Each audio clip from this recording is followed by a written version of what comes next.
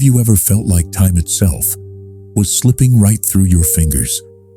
Right now, imagine being in a cozy cabin, nestled at the base of Mount Shasta, where the pine trees whisper secrets to the wind, and the snow on the peak glistens like a distant memory you almost recall. Inside, the warmth of a small fireplace fights off the cold that creeps through the wooden walls, and there's a faint smell of burning cedar mixed with the lingering aroma of dinner. Mateo is sitting at the heavy oak table, a faint glow from his phone reflecting in his tired eyes, and you notice the tension in the rooms before anyone speaks. The little boy, Diego, barely 4, is staring at the screen with an intensity that makes the shadows in the cabin seem to lean closer. Can you imagine a child so young, yet so aware, that he notices things adults might miss? Mateo watches him, half amused, half concerned. Diego's fork pauses midair, his tiny fingers clutching it like it's suddenly the most fragile thing in the world. On the phone, the video plays for the 5th time, each frame more unsettling than the last.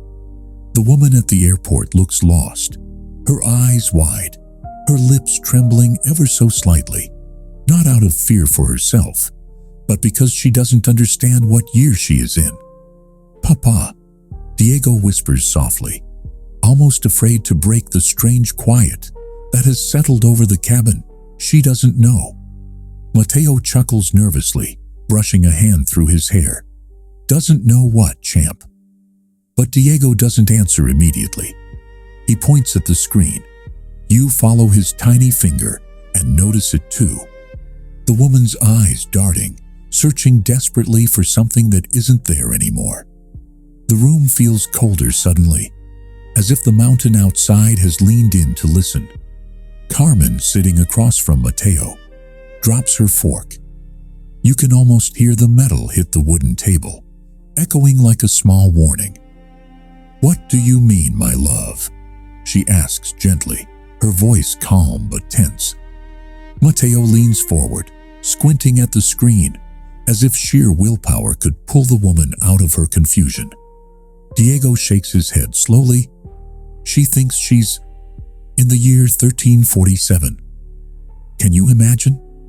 A person lost in time, surrounded by modern chaos, but trapped in centuries past. If you're drawn to mystery and sense that there's something hidden just beyond our sight, subscribe to this channel if you haven't yet. Here, we reveal real stories experienced by ordinary people.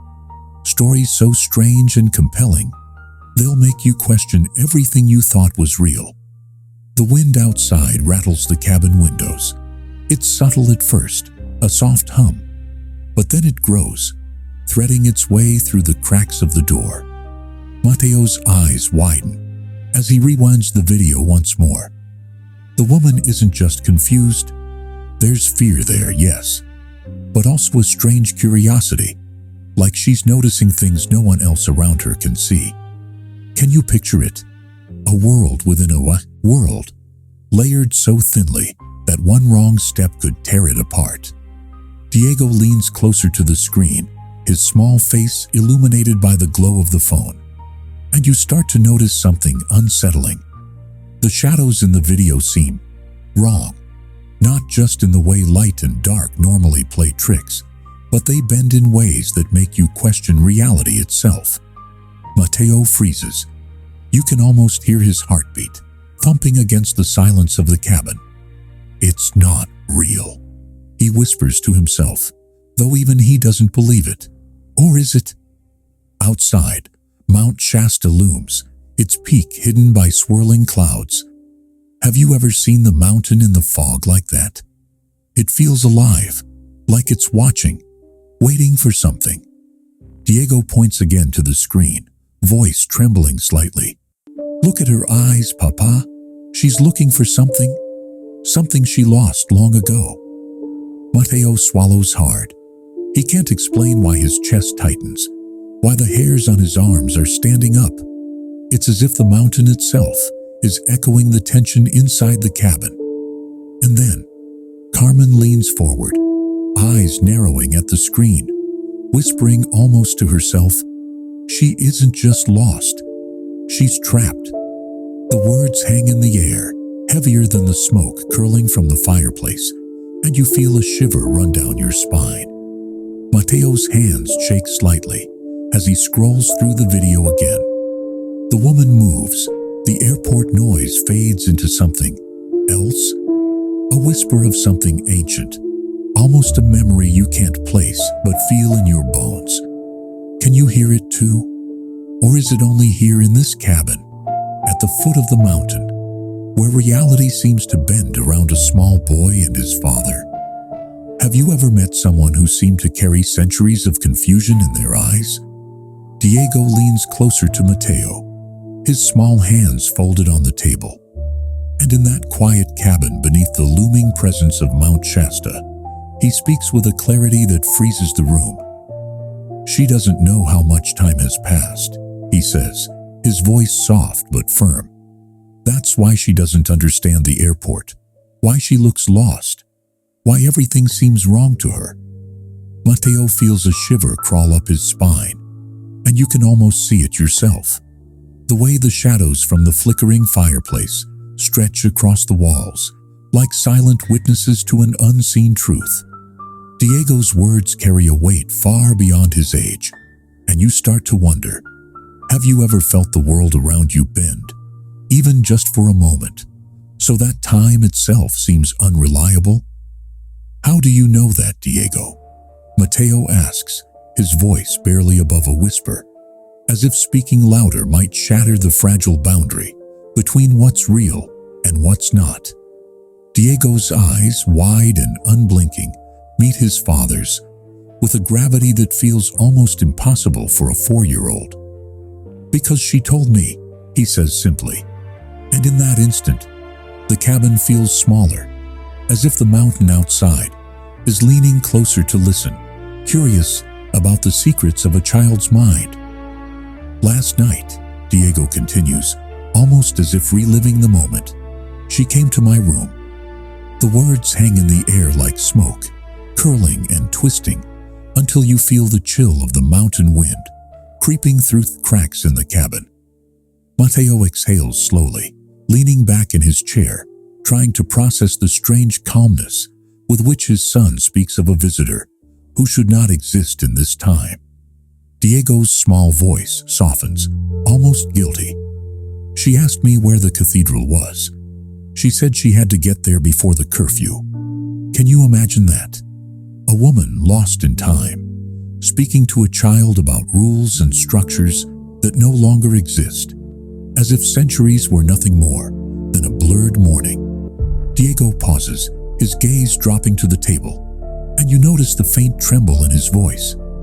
"I told her, there's no curfew anymore," he admits, and she looked so sad, so very sad. Mateo swallows hard, a lump forming in his throat. The way Diego describes it, you can almost see her sorrow materialize in the flickering shadows, twisting and bending the edges of reality like smoke caught in a draft. Diego shifts slightly, his little shoulders drooping. "I didn't tell her that her city doesn't exist anymore," he says quietly, almost afraid to say it aloud.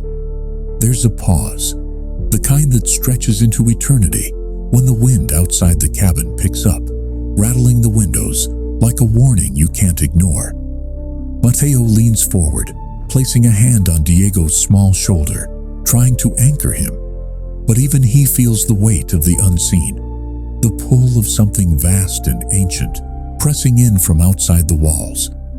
The fire flickers again, sending dancing shadows across Diego's innocent face, and you begin to notice a strange tension in the room, as if the air itself is holding its breath.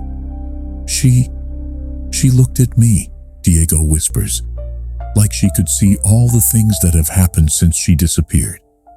She wanted to know if anything was still the same, if anyone remembered. Mateo's heart pounds, and you can feel the suspense tightening around the cabin, the way a storm tightens the branches outside, ready to break.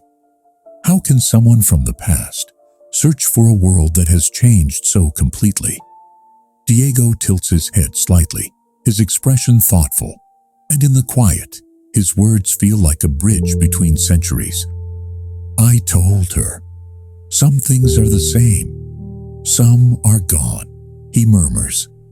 You can almost see the woman standing in his room, as if the firelight has painted her there, fragile and confused, holding on to moments that no longer exist. Mateo shivers again, sensing that this connection is no longer just about a child's imagination, that something real and unexplainable is threading itself between the boy and the visitor lost in time. Outside, Mount Shasta is hidden by clouds that swirl like restless spirits, and the wind carries a sound that almost seems like whispers, secrets of the mountain brushing against the cabin walls. Diego leans forward, lowering his voice so only Mateo can hear. She didn't know.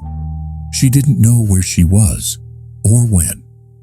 Mateo feels a lump in his throat and a cold pressure against his chest, as if the mountain itself is reminding them that the rules of reality do not apply here, that time can fracture, and that the past is never truly gone.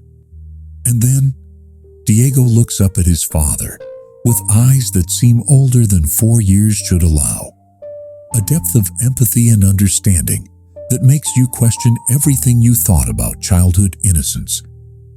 I think she trusts me, he says slowly, and maybe that's why she came to me. She needed someone who could understand, even if only a little. Mateo's hands tighten around the edges of the table. Outside, the wind rises again, and the shadows in the room seem to flicker with anticipation, as if waiting for the next moment, the next revelation that neither time nor mountain could hide from them. Have you ever held something in your hand and felt the weight of centuries pressing down on it, almost as if the object itself remembers more than you ever could? Carmen reaches across the table, her fingers brushing against Diego's small hand, trying to calm the boy, trying to remind him that this is only a dream. Diego, she says softly, it was just a dream. But Diego shakes his head, his little brows furrowed, and he opens his palm slowly. There, resting delicately in his tiny fingers, is a silver ring, tarnished by age, its surface etched with symbols that twist and curl in patterns no one in the cabin recognizes. Mateo leans closer, squinting at the ring, and even in the flickering glow of the fireplace, he can see the craftsmanship is exquisite, unlike anything mass-produced. Can you imagine looking at an object so old that it feels like it's survived more storms, more fires, more winters than any human could? The ring is heavier than it looks, almost as if it carries with it the weight of a hidden history. Diego turns it in his fingers, and the shadows from the fire make the inscriptions look alive, like they're trying to whisper secrets in a language that the walls themselves can't contain. What is this? Mateo whispers, more to himself than anyone else, his voice trembling slightly. Carmen leans closer, her hand hovering over Diego's, hesitant to touch, afraid that even acknowledging it might break some fragile barrier. The inscriptions curve around the band in Latin, letters that twist and overlap in a way that makes the eyes dizzy if you stare too long. Mateo can almost feel the pull of it, a magnetic tug that seems to reach into his mind, stirring memories that aren't his own. Diego looks up at his parents, eyes wide, unwavering, almost as if he understands the gravity of the object more than they do. Sheath left it, he says simply, and in that moment, the cabin feels smaller, the shadows pressing in closer, and the mountain outside, Mount Shasta, seems to hum softly, like it's acknowledging the presence of something ancient, suddenly reborn in their hands. Can you hear it? That faint hum in the wind, the trees leaning in, the snow atop the mountain shimmering with a light that doesn't quite belong to this world? Carmen swallows, her throat tight, and instinctively covers her mouth. "Left it?" she asks, her voice a mix of fear and disbelief. Mateo touches the ring lightly, almost afraid to disturb it, and as he does, a shiver runs down his spine. There's a sense that the object itself is watching, or maybe it's the memory within it, waiting for someone to notice. The fire flickers violently for a moment, shadows dancing across the cabin walls, in a way that seems almost intentional, almost like a warning. If you're captivated by the unknown and feel that reality hides more than it shows, subscribe to this channel if you haven't already. Here, we uncover true stories that happen to people just like you. Tales so mysterious and unsettling, they'll make you question everything you believe about the world. Diego studies the ring carefully, and you notice the child's focus. He turns it slowly, examining each curve, each swirl, as if he can feel the story it carries, pulsing under his fingertips. "It's from her," he murmurs, "from the time she was lost, before her city disappeared." The weight of his words settles over the cabin like a fog, pressing in, making every creak of the old wood and every whisper of the wind outside feel loaded with unseen meaning. Mateo feels his stomach tighten, an inexplicable dread that something is happening that can't be undone. The mountain outside grows darker as clouds gather, and you can almost feel the cold pressing through the walls, as if Mount Shasta itself is aware of the tiny silver ring lying in Diego's hand. Mateo turns it over again, trying to read the inscription, but the letters curl and twist like they resist comprehension. Later, he thinks, someone will analyze it, and what they find will confirm the impossible. It was crafted in Barcelona in the year 1346, a full year before Vera disappeared into time, before history swallowed her city completely. Diego's small voice interrupts the tense silence, almost like a reminder that the mystery is more than physical. It's alive. "She wanted me to have it," he says quietly, "so I can remember, so I can know she was real, not just a dream." You feel it too. The air in the cabin charged, the shadows bending in impossible ways, as if the past has reached through the centuries and tapped them gently on the shoulder.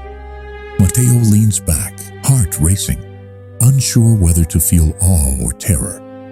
Can something that old really choose a child? Can it really bridge time so easily?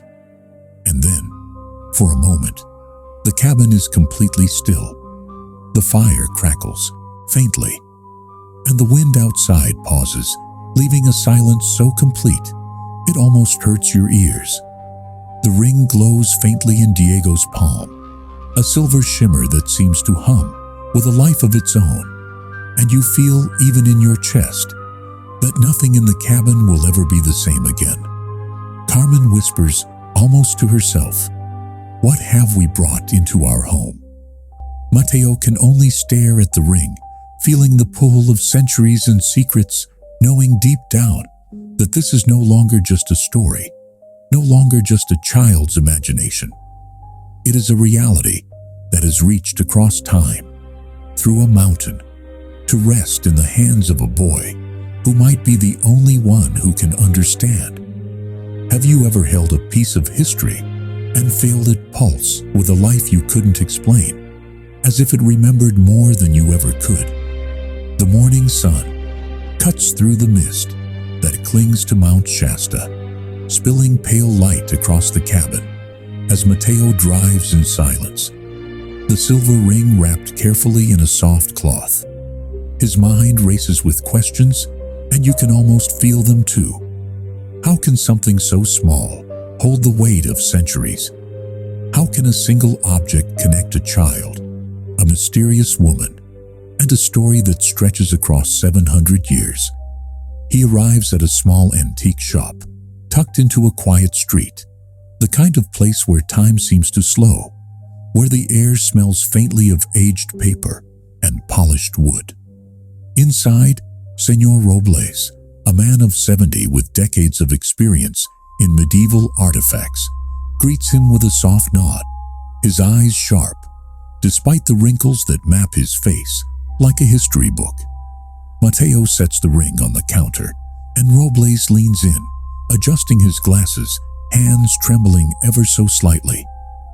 Where did you find this?" he whispers, his voice barely audible, as if speaking too loudly would break some fragile barrier between the present and the past. Mateo swallows, his pulse quickening, and he explains in careful words, "My son says someone gave it to him. A woman. I don't know how or why." Robles doesn't move, doesn't blink, just lifts the ring to the light, turning it slowly under his loupe, examining every curve, every inscription, as though he can see through the centuries themselves. His hands shake, and you can feel the tension in the room, thick and almost tangible, like the air itself is holding its breath. This is 14th century silver," he murmurs, awe creeping into his tone. "Catalan casting techniques, extraordinary craftsmanship." Robles lays the ring on a worn velvet cloth and retrieves a thick leather-bound book from a nearby shelf, its pages yellowed and fragile. He flips through carefully, comparing symbols, scanning for a match. Mateo leans closer, heart pounding, and you can almost feel the threads of history weaving themselves together around him. "These inscriptions," Robles whispers, voice trembling. "They are the seal amis of the merchants of TORENZA, a commercial district in Barcelona, disappeared in 1348. Mateo's hands tighten around the edge of the counter. TORENZA, the same name from the video, the same city Diego had described with such certainty. "Exactly," Mateo says, barely breathing. "The name was changed online, Romanized, but it's the same place. My son saw her. This woman, she came from there." Robles looks up from the book, eyes wide, scanning Mateo, as if he is deciding whether to believe the impossible or retreat into caution. "This ring," he says slowly, his voice low and reverent, "is nearly 700 years old, and yet it is in perfect condition, as though it were made yesterday. Whoever had it, whoever touched it, preserved it with care beyond imagining."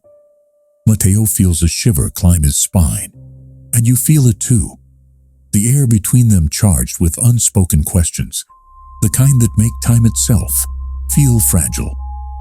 "Does this prove it?" he asks, almost a whisper. Robles hesitates, then nods slowly. "It proves the ring is authentic. It proves someone or something bridged centuries to leave it here. And it proves that TORENZA, that city from your video, was real as this ring in your hand." Mateo swallows, the words sinking in, and the room seems smaller, heavier, as though the centuries pressing through the silver band have filled the space with history, memory, and secrets that refuse to remain buried. Outside the shop, Mount Shasta looms silently, shrouded in mist, as if the mountain itself is aware of the invisible threads connecting a child, a mysterious woman, and a city lost to time. Mateo traces the ring's patterns with a trembling finger, and you can almost hear the echo of the past brushing against the present, whispering secrets in a language too old for words. 700 years, he murmurs, and she gave it to him. To Diego? Robles nods, expression unreadable, as if even he knows some mysteries are beyond human comprehension. Mateo steps back, the weight of the ring pressing on him like a secret too heavy to carry alone. Can you feel it too? That sense that something extraordinary has entered your life, something that will not be explained easily, that will haunt the quiet moments and the dark corners of the mind. This changes everything, Mateo whispers to himself, eyes scanning the shop, half expecting the walls to lean in, half expecting the woman herself to appear in the doorway, just as Diego had said. And yet, even as he turns to leave, the ring in his pocket seems to hum faintly, a vibration so subtle it could be imagined. But you know it isn't. It is alive with history, alive with memory, alive with something that defies the rules of time and space. Mateo feels a pull in his chest, a call he cannot ignore, a sense that this story, this strange, impossible story, has only just begun, and that Mount Shasta, silent and eternal outside, will bear witness to the mysteries that have now entered their lives. Have you ever wondered what it would be like to see someone trapped in time, hovering between the present and a past that refuses to let go? That afternoon, the fog outside the windows of their Mount Shasta home thickens, curling around the pine trees like a living thing. And Carmen notices something strange. Her son Diego, sitting on the edge of his bed, staring at nothing, lips moving, as if speaking to someone invisible. She pauses at the door, curiosity mingled with unease, and leans closer, listening. "Why can't I see my family?" the boy whispers, his voice fragile, as if asking a question that echoes across centuries. Silence follows, heavy and thick, and then he continues, almost to himself. "Why aren't they here anymore? Did so much time pass already?" Carmen's heart tightens as she watches him. She takes a careful step into the room, breath catching, wondering who or what could answer such questions. "Yes," Diego murmurs, voice barely audible. "I know it's sad. Mommy told me sometimes people go, and they don't come back." His small hands clutch at the blanket, and the room feels charged with something she cannot name, a weight that presses gently against her chest and refuses to lift. Carmen swallows hard, moving fully into the room, and asks softly, "Who are you talking to, Diego?" The boy turns, eyes wide and glimmering with tears, and you feel it too. The kind of look that carries both innocence and understanding beyond his years. "With Vera," he says, and the name hangs in the room like a whisper from another world. "Mommy, the lady from the video. She's here. Well, not here. Not like you or me. She's in the middle." Carmen's brow furrows, the hairs on her arms rising, as if sensing a ghostly presence. "In the middle?" she asks. "What does that mean?" Diego swallows, and a shiver seems to run across his small frame. "She can see me," he says slowly. "But everything else, it's blurry. Streets, people, the buildings. Everything looks wrong to her. She's scared. The carriages move on their own, and the clothes people wear. It's like another world." Carmen kneels beside him, voice trembling slightly. What else is she saying? Her heart pounds, because somehow she already knows the answer will change everything. "My mommy told me the world changed," Diego explains, blinking rapidly, trying to clear tears. "She thinks she's sick, that she has a fever. That's why it all looks weird to her. But she doesn't know. She doesn't know time moved, that she isn't in the year she thinks she is. She's stuck." Carmen reaches out, brushing a strand of hair from his forehead, and you can feel the tension in the room, like the walls themselves are holding their breath. Why can she speak to you?" she whispers, almost afraid of the answer. Diego's gaze drifts toward the window, the mist swirling around Mount Shasta's towering silhouette, and he speaks with a clarity that chills. "Because children can see both worlds, Mom, now and before. She's trapped in the middle, like a toy that falls behind the couch. Not here, not there, just lost." The words hang in the air, heavy with meaning, and you sense that time itself has grown slippery, bending around something that refuses to be explained. Carmen swallows again, heart hammering, as she feels the mountain's silent presence press against the house. And Diego continues, voice softer now, almost a whisper to the invisible visitor. There are more. Like her, he admits slowly. She says sometimes she sees shadows, other people lost, floating, but they can't speak to each other. Each is trapped in their own mistake of time.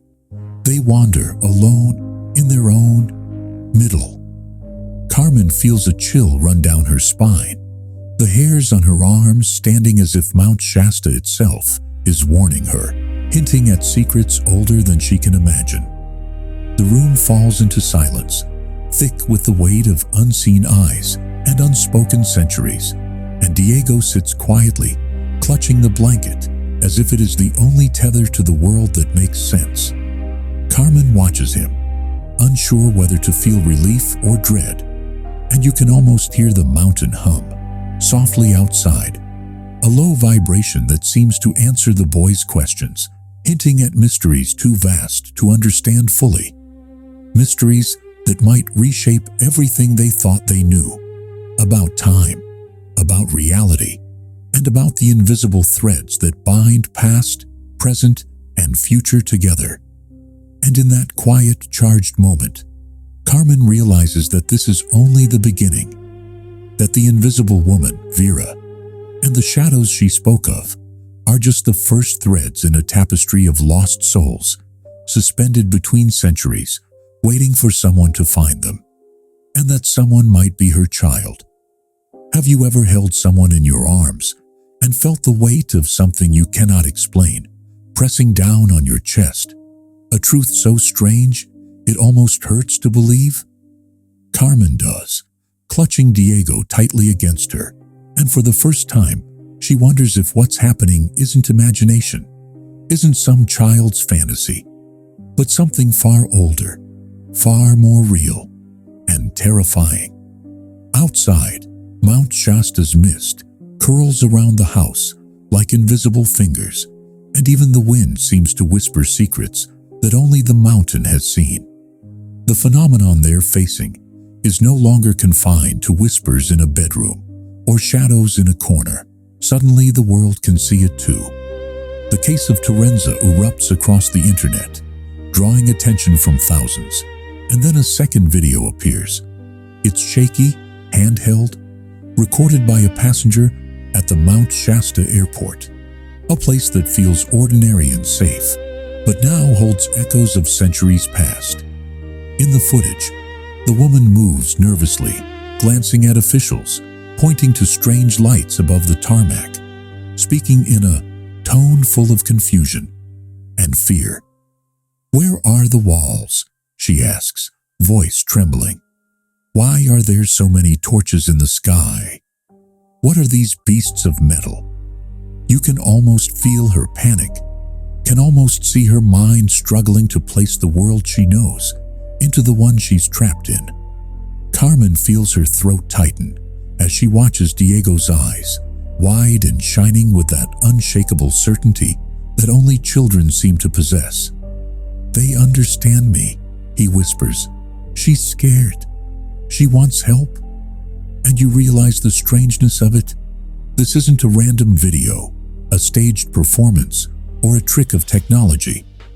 This is something more profound, a bridge across time. The experts weigh in quickly, analyzing every word, every accent, every hesitation. Their voices are full of astonishment as they pronounce it. Catalan, medieval Catalan, a dialect that hasn't been spoken in over 5 centuries. Could anyone fake that? Could someone recreate the cadence, the syntax, the precise pronunciation without a lifetime of study? Linguists confirm it, shaking their heads. No one could, they say. This is authenticity so precise, it bends belief. The language, the inflection, the subtle nuances, it all points to something real, something impossibly old, breaking through the present. Carmen feels a shiver crawl down her spine. Could it be that Vera, this woman lost in time, is reaching out from the past, trying to make sense of the world she no longer belongs to.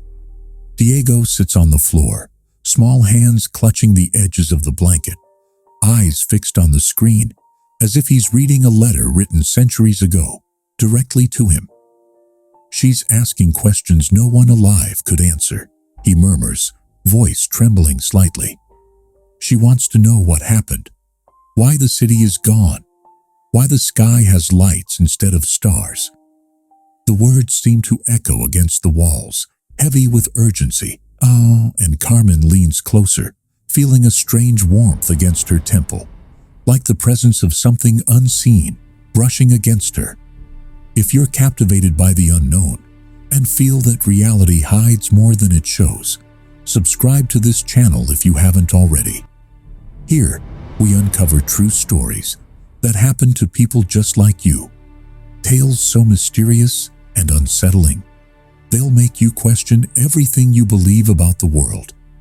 The household is silent, but the silence itself hums with anticipation.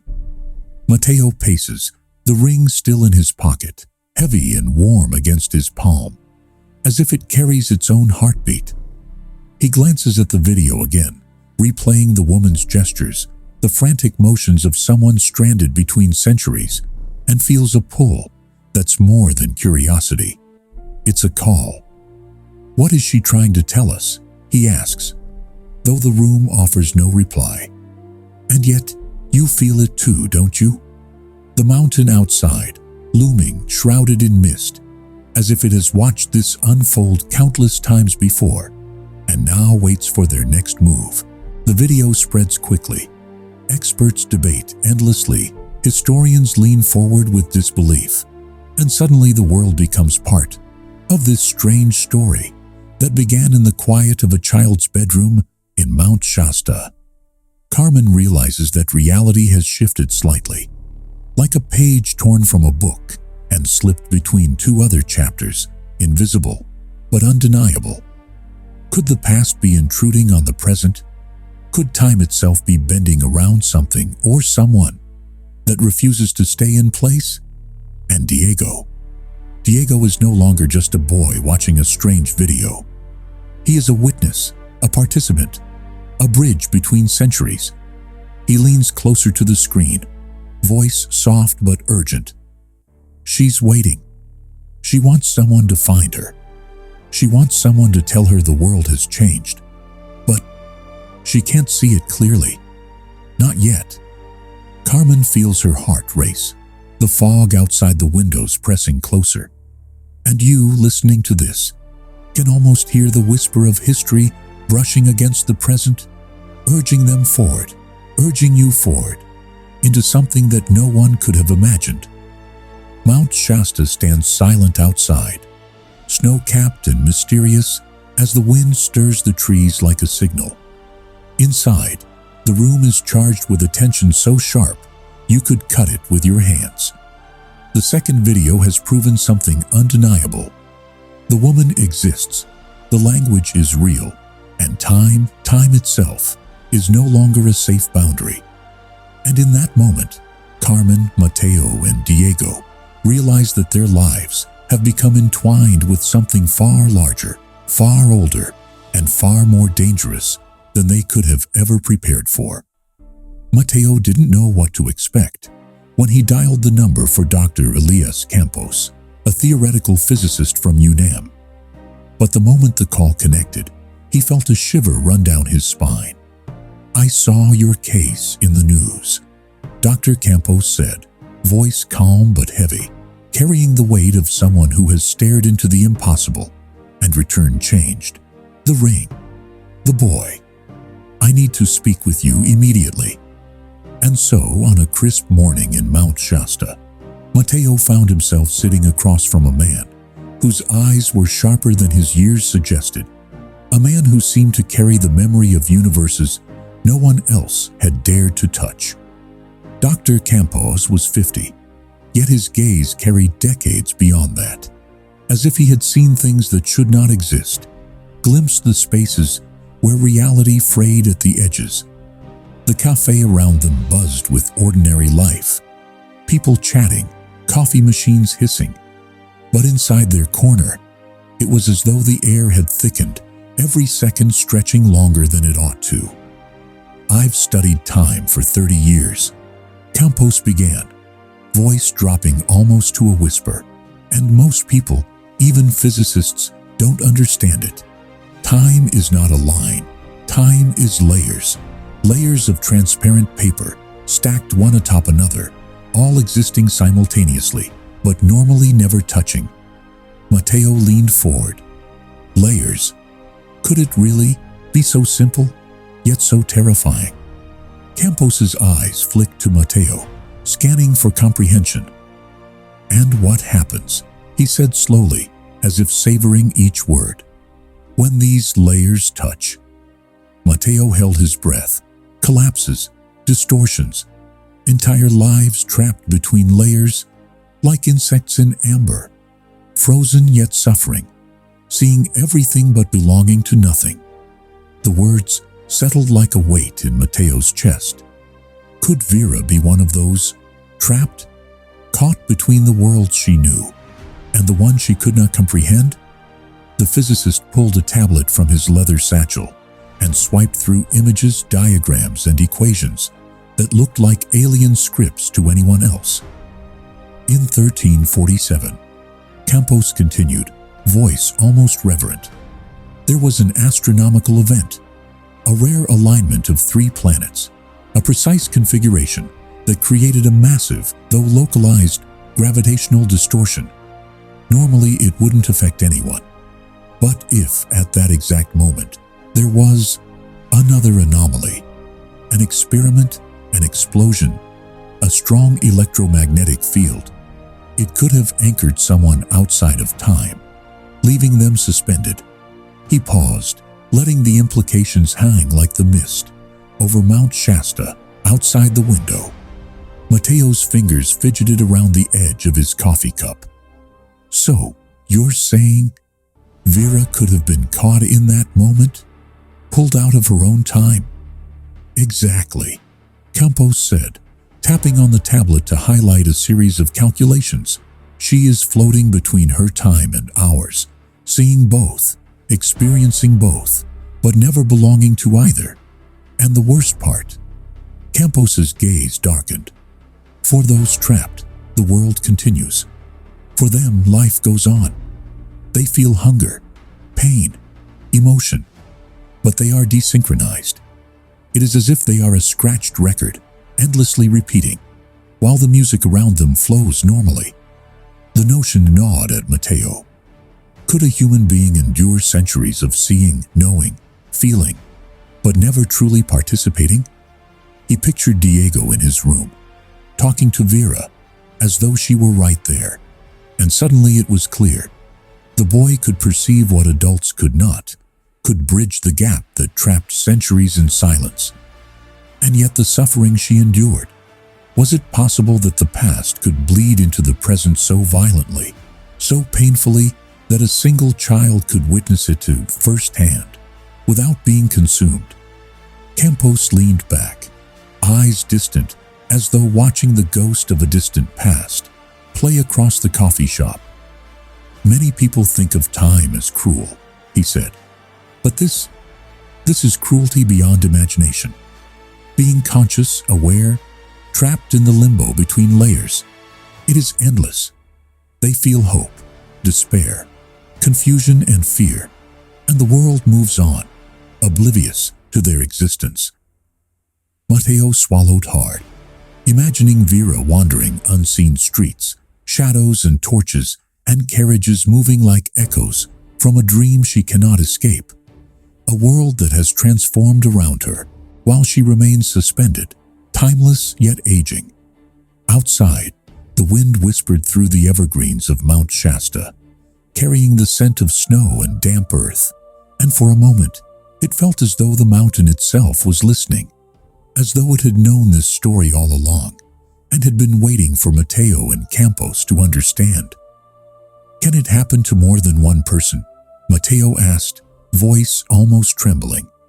Campos's eyes flicked to the window, distant, almost haunted. "Yes," he said quietly. "There are. Others. Some glimpsed only as shadows, others like Vera, reaching, speaking, asking questions no one alive can answer. The layers intersect occasionally, but not consistently, and those trapped are alone in their awareness. Mateo leaned forward, urgency clawing at his chest. So, she's not the only one? No, Campos whispered.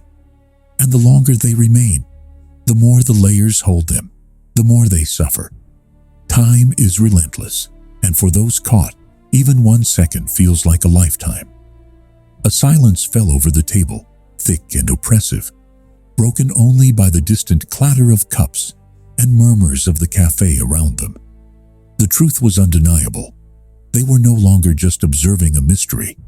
They were part of it, caught at the edge of time, staring into a rift whose depth they could barely comprehend. And there was no turning back. If you're fascinated by Mysterio and believe there's more to the world than meets the eye, subscribe to this channel if you haven't already. Here, we share real stories that happen to people just like you. Stories that will make you question everything you thought you knew. If you want to uncover the truth behind more real and mysterious stories, give this video a like and dive into secrets that will make you see the world in a completely different way. That night, a chill crept through the house, wrapping around every corner like an invisible hand, and Diego woke screaming, his voice shattering the silence of the darkened room. Carmen and Mateo burst in, hearts pounding, and found him trembling, eyes wide, sweat slicking his forehead, a child caught between wonder and terror. "Vera showed me something," he gasped, voice trembling like leaves in a storm. She let me see what she sees." Mateo knelt beside him, trying to anchor his son in reality. "What did you see, Diego?" Diego's small hands shook as he spoke, and his words painted images more vivid and terrifying than any nightmare could conjure. "I see two worlds at the same time," he whispered, eyes darting as though he could still glimpse them. One with old houses and carts moving slowly, the streets lit by torches and voices that echo differently. And another world with cars, tall buildings, electricity and noise, the people walking past without noticing her, without seeing her at all. "She is in the middle, but she can't touch either one." His voice faltered, choking on the enormity of it. Mateo felt a shiver crawl down his spine. How could a child perceive such a thing? "Diego, what else?" Carmen asked softly, trying to calm the trembling boy, though her own voice shook with unease. "Papa," Diego continued, voice barely audible. "She is so scared. She thinks she's losing her mind. She doesn't understand. She doesn't know how long she's been out there." He swallowed hard, as if the words themselves weighed too much. For her, only 3 days have passed since she left her home. Carmen's lips parted, a whisper escaping into the room, trembling and fragile. 3 days. But for the world, 777. No, 677 years. A silence enveloped them, thick and suffocating, as the terrible truth began to settle like dust over their hearts. The tragedy wasn't just that Vera was lost, it was that time itself had betrayed her, stretching her existence into an incomprehensible chasm, forcing her to live through centuries while believing only days had passed. Mateo swallowed, feeling the weight of helplessness pressing down. Could a mind survive such a disconnect? Could a soul endure centuries, compressed into what feels like a fleeting heartbeat? The next morning, Dr. Campos arrived at their Mount Shasta home, a careful urgency in his steps, carrying sensors, electromagnetic detectors, and high-sensitivity audio recorders. "If she is truly communicating with Diego," Campos explained, unpacking his equipment with meticulous care, "she will leave an energetic signature, something that exists physically, even if her body does not. We need to capture that. and we need to understand it." Mateo watched as wires stretched across Diego's room, lights blinking softly, sensors humming like the breath of an unseen presence. Each device, a small probe reaching for something beyond comprehension. That night, the house held its breath. The wind whispered through the evergreens outside, rattling the windows with a ghostly rhythm, as if Mount Shasta itself sensed the moment about to unfold.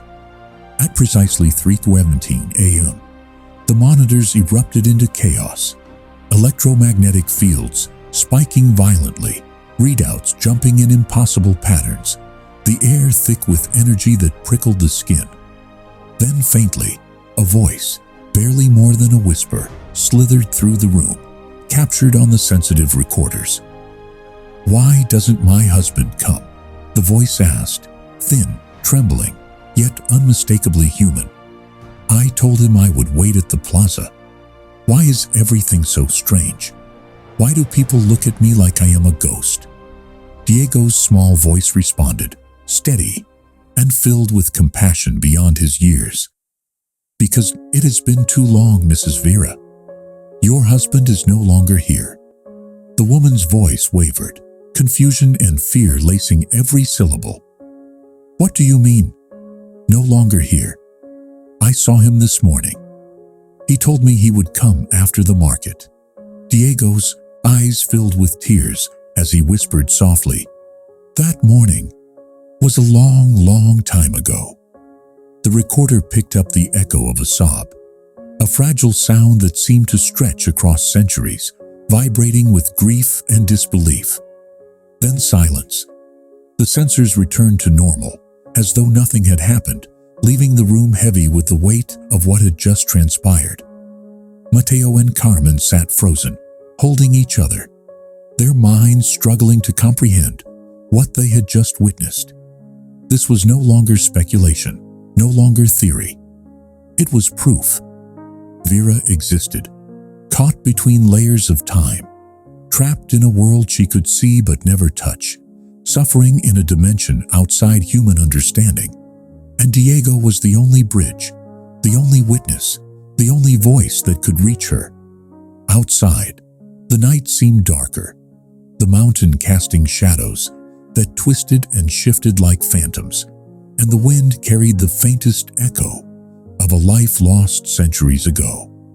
Mateo felt the enormity of what they were facing, an unbroken chain of suffering that stretched across history, all captured in the fragile thread of a child's perception. Could they find a way to reach her before the centuries consumed her mind entirely? Could science, love, or even hope stretch far enough to pierce the layers that held her prisoner? The questions hung in the room, unanswered, as the monitors blinked silently in the dim light, a quiet testament to the impossible reality unfolding in their Mount Shasta home.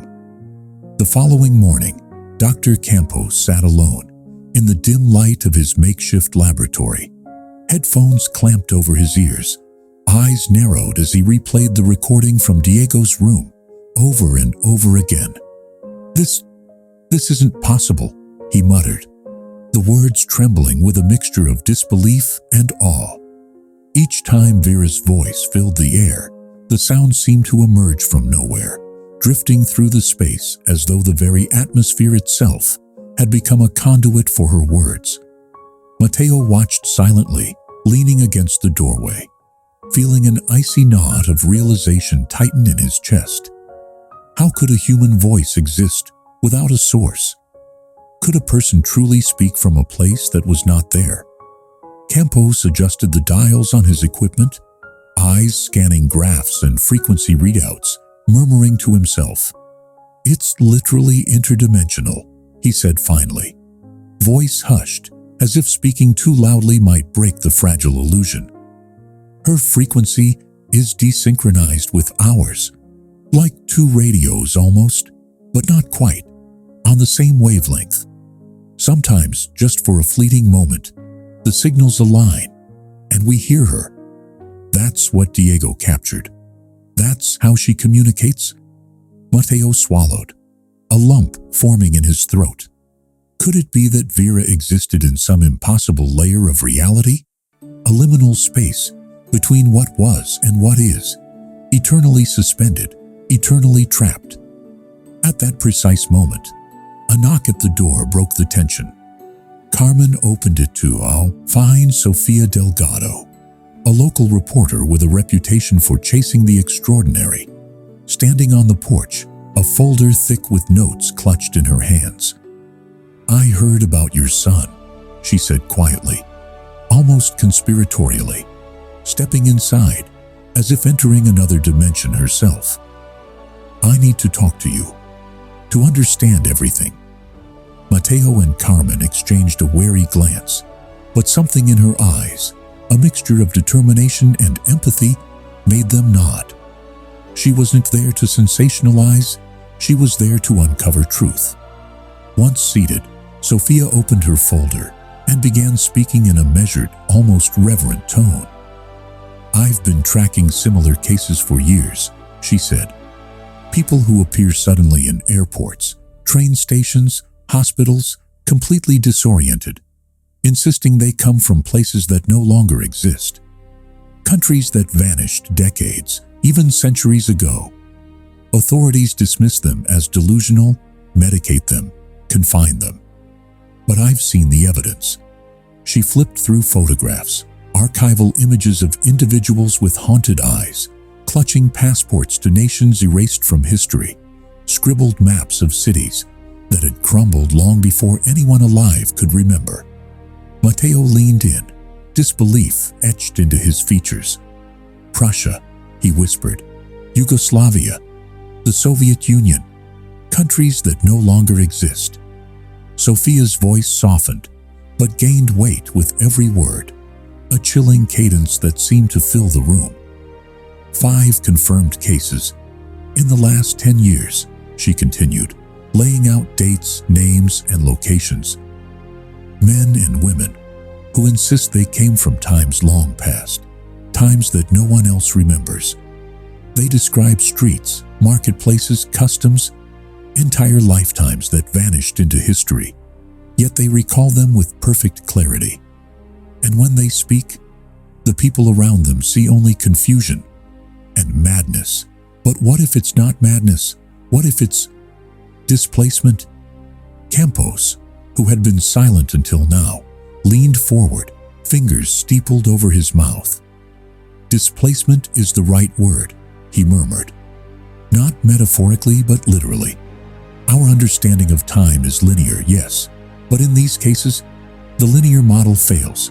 The layers overlap, intersect, and sometimes tear. That is where she exists.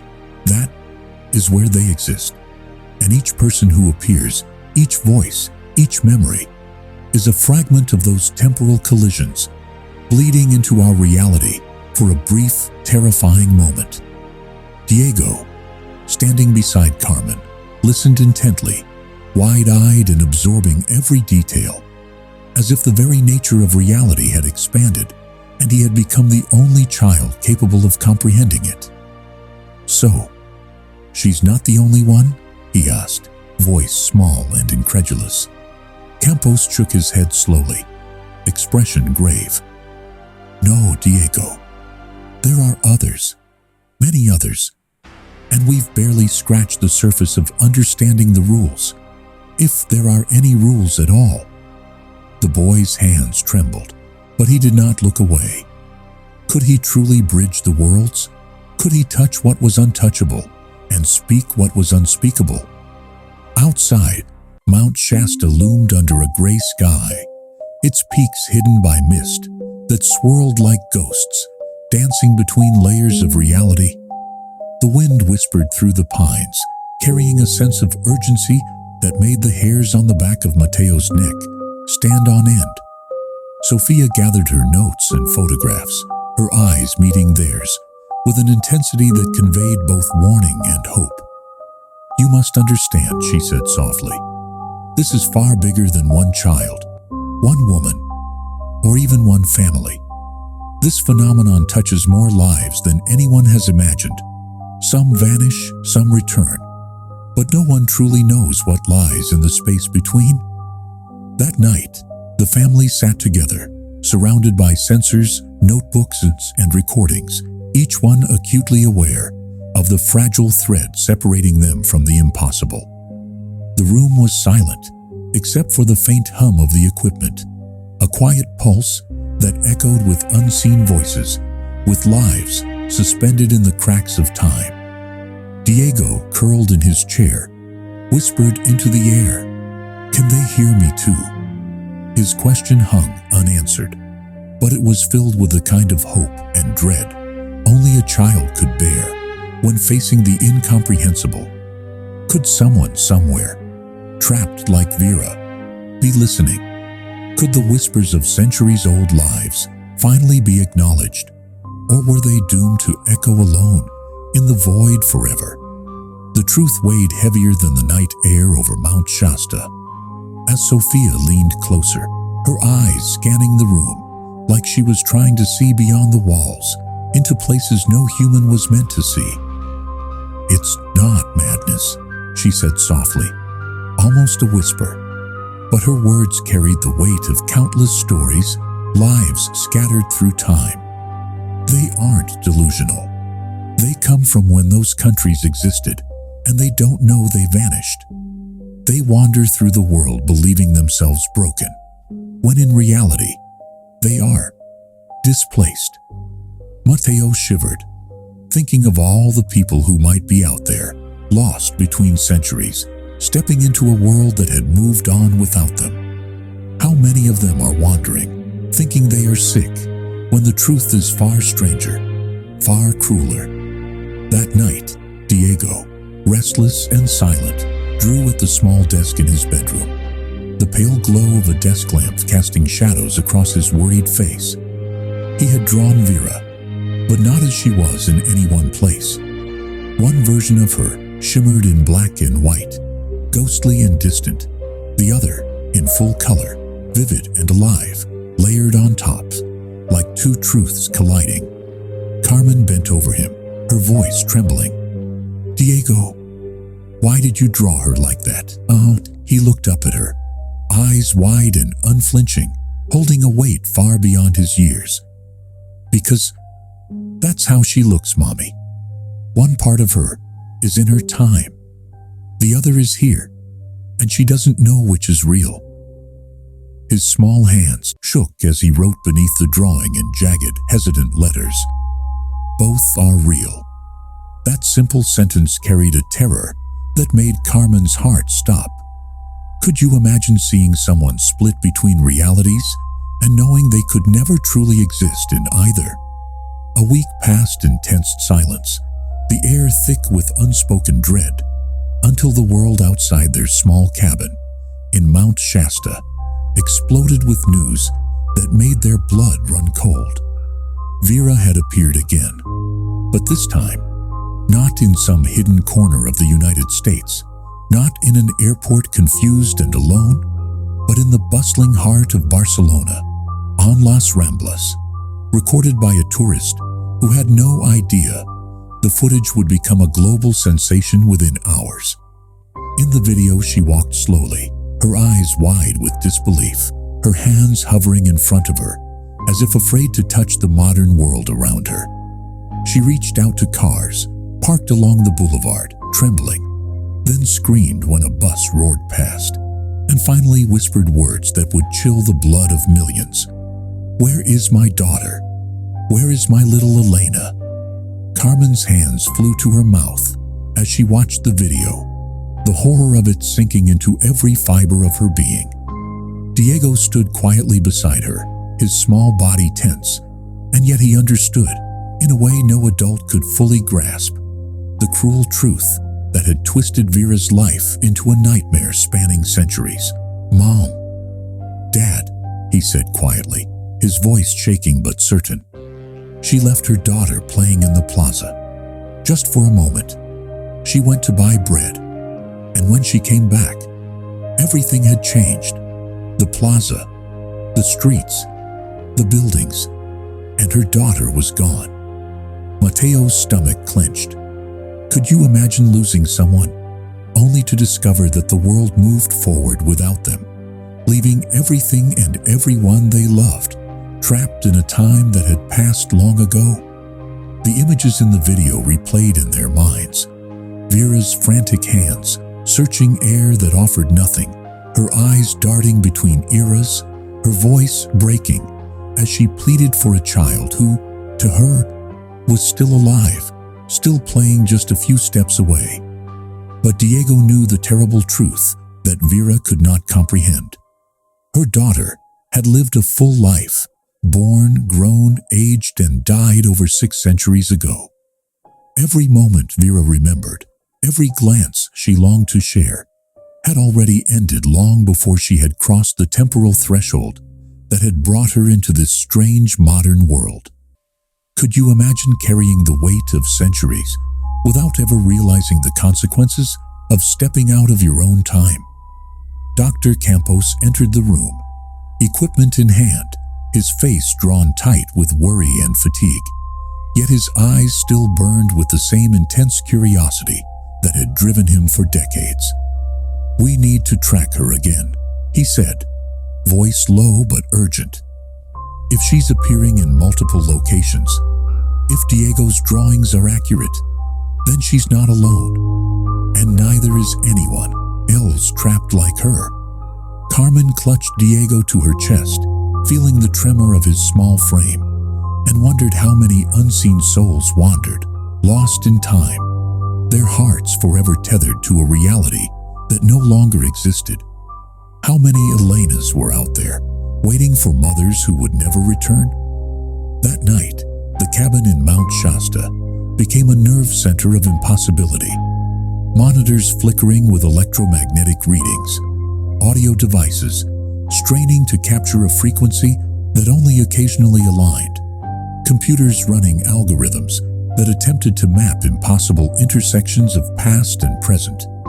Diego sat quietly, watching the screens glow, drawing symbols and lines that only he seemed to understand.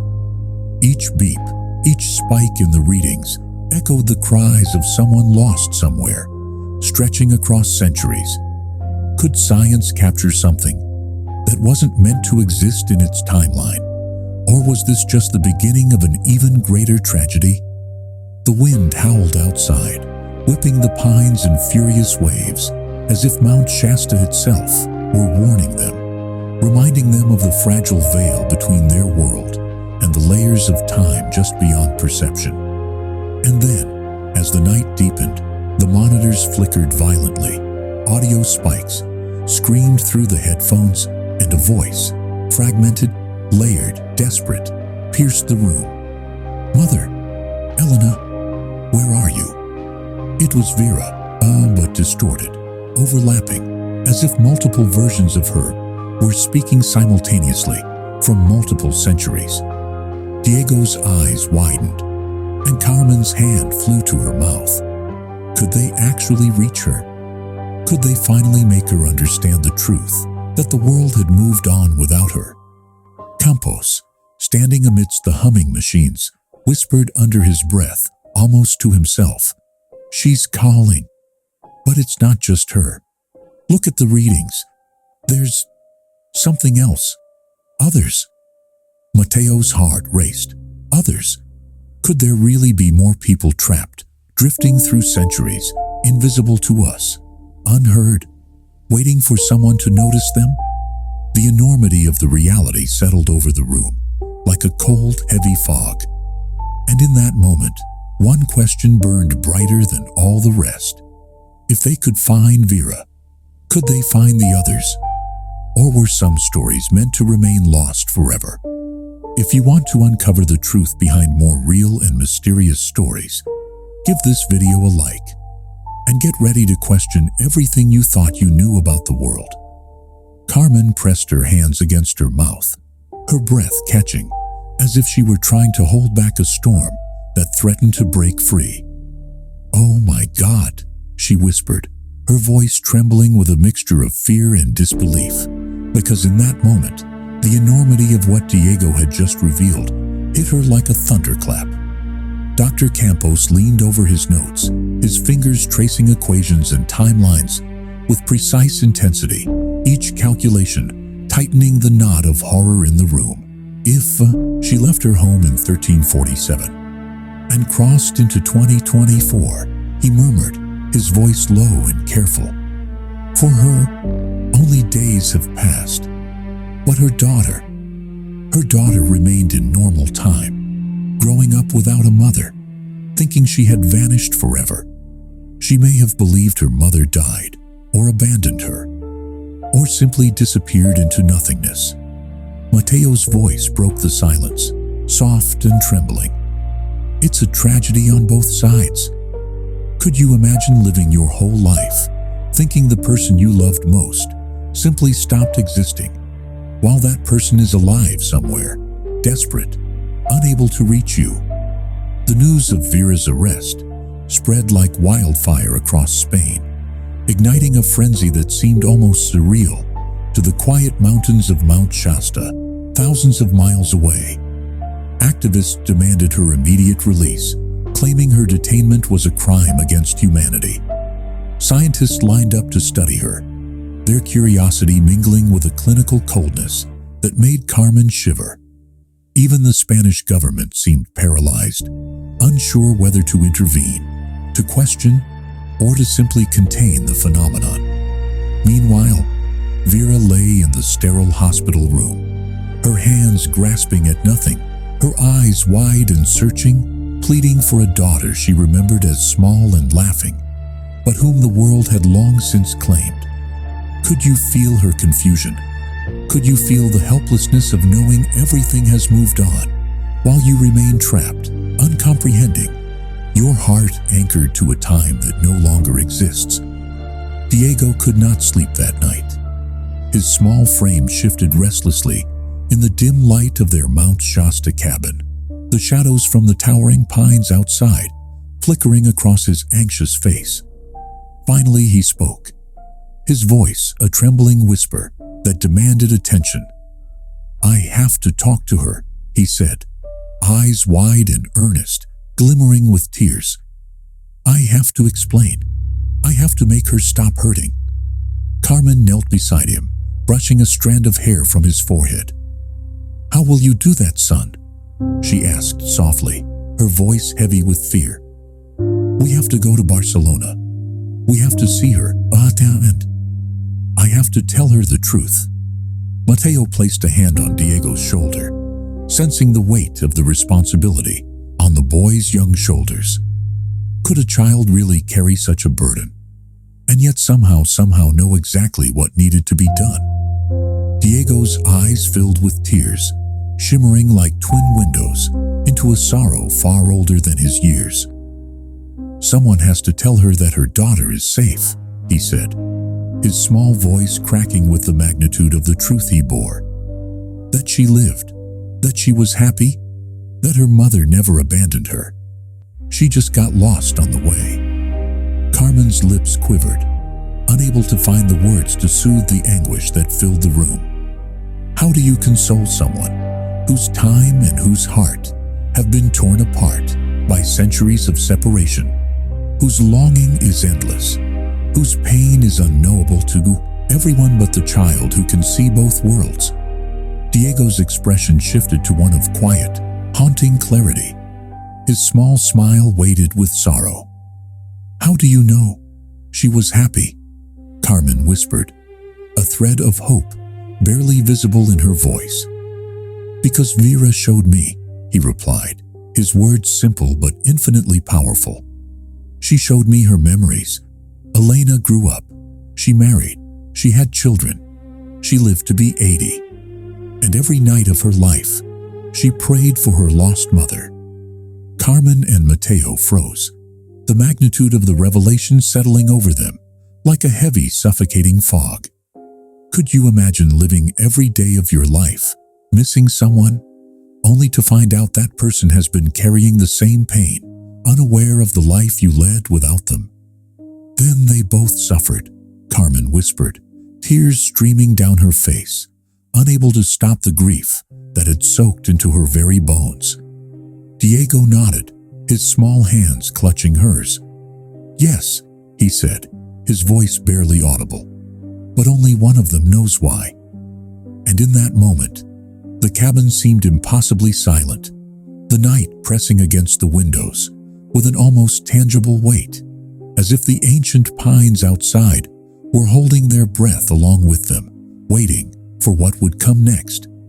Could a truth so heavy and so delicate be shared without breaking everything in its path?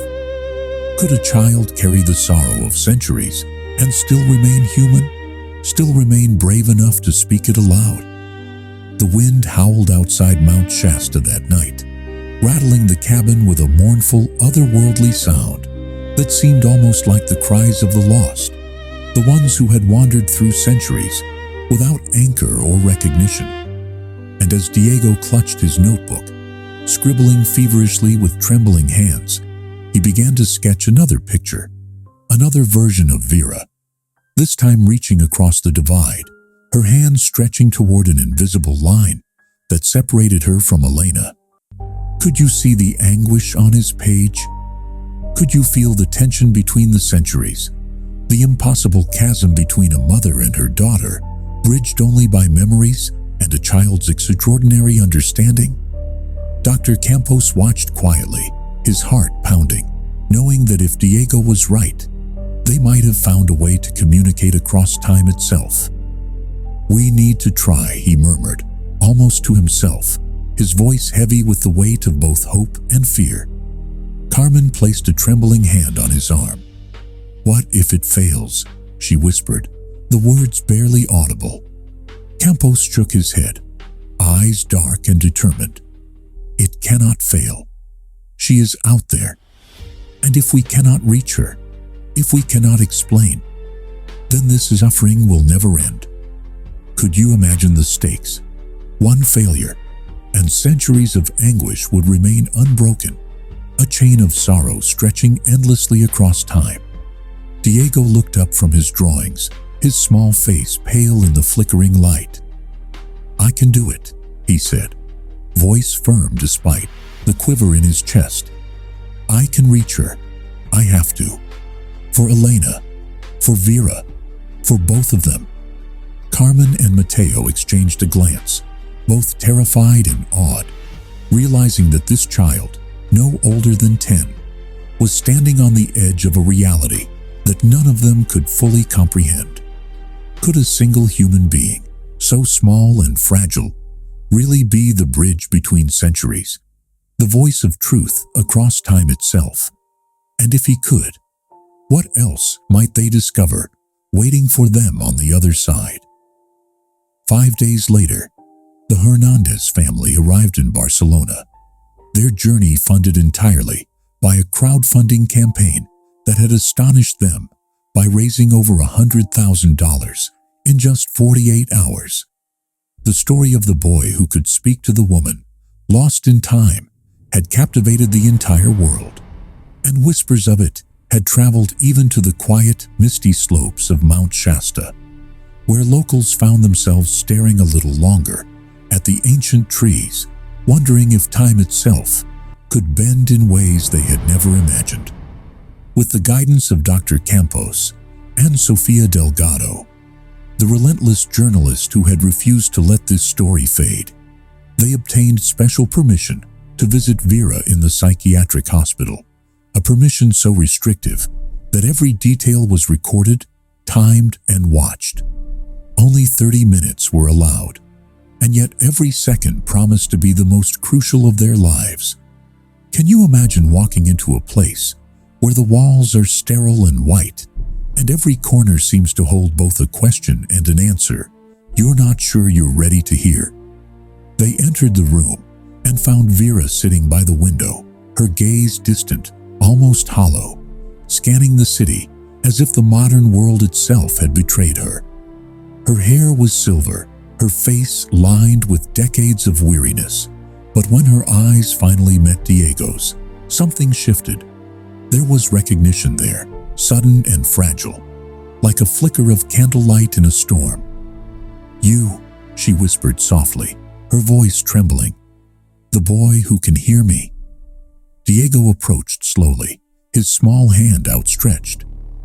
"Hello, Mrs. Vera," he said gently, yet with a courage that startled even the adults with him. Vera sank to her knees before him, desperation etched into every line of her body. "Do you know where my daughter is?" she asked, her voice breaking as tears threatened to spill. "Please, it's been days, I can't find her. The police, they do not help. They speak of years, centuries, but it makes no sense. I just went out for a moment." Diego took her hand, feeling the tremor that ran through her fingers. His voice was soft but firm, anchoring her in the present. "Mrs. Vera," he said, "I need you to listen. I need to tell you something important." Could you imagine the weight of those words coming from someone so small, yet carrying a truth older than any law, any record, any human expectation? "Did you find Elena?" she asked, hope and fear twisting together. "Yes," Diego whispered, exhaling deeply. "In a way, I did. When you stepped out to buy bread, something happened, something invisible. A door in time opened, and you crossed without knowing it. You traveled many, many years forward." Vera shook her head violently. "No, that is impossible. It was just this morning." Diego nodded, gently correcting her. "For you, yes, it was this morning. But for the world, 677 years have passed." Silence filled the room, thick and suffocating, as Vera's eyes darted to him, then to the adults, then to the bustling streets, the cars, the people's clothes. Everything modern, everything unrecognizable. Slowly her face crumbled. "No, no, no, no," she whispered, disbelief unraveling her. "My daughter, she stayed in her own time. She grew, she lived." Diego spoke softly, almost reverently. "She had a beautiful life. She married a carpenter named Joan. They had 4 children. She lived to 80, and she was happy, Mrs. Vera. She had a good life." Her hands shook violently as she asked, voice breaking, How do you know this?" Diego's eyes held hers, unwavering. "Because you showed me. Your memories exist between your time and this one. I can see them because I'm still a child. My mind hasn't learned to block these things yet." Vera collapsed, her body folding in on itself as sobs tore through her. "My girl, my little Elena. She grew up without me. She thought I abandoned her." Diego knelt beside her, gently brushing her trembling hands. "No," he said softly. "She knew something happened. She believed you were special, chosen for something greater. And she never stopped loving you. Never." Her tears fell like rain, unstoppable and endless, mourning a life she had lost, yet somehow glimpsed through the child's eyes. Could you imagine holding centuries of sorrow in your heart and having someone whisper to you that it is not the end, that love persisted beyond all time? News of their conversation inevitably leaked. The video, recorded by the hospital as part of the permission protocol, showed it all. A boy no older than 4, explaining to a woman lost in time that her daughter had died 600 years ago. The footage went viral instantly, and the world reacted with a storm of disbelief, grief, and awe. Scientists argued, theologians debated, skeptics scoffed, and believers wept. But beneath all opinion was a single undeniable truth. Something utterly inexplicable was happening. In Mount Shasta, among the fog-draped forests and silent snow-capped peaks, people listened to the story and shivered, wondering if the same could happen to them or someone they loved. Dr. Campos convened a team of international physicists, each drawn into the enigma by the certainty that science might have to stretch to understand it. They formulated a daring theory. The temporal collapse of 1347 was not unique. It was the first.